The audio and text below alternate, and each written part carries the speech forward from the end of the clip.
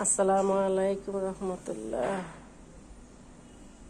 আমরা কেউই ভালো নাই, কারণ 4-5 দিন আগে লিমনের ডেড বডি আসছে।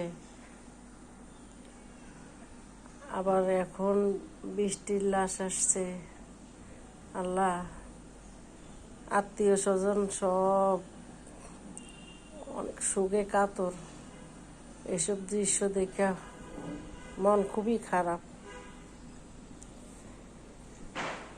এবং কি সাথে দেশের যত মানুষ আছে সবারই মন খারাপ।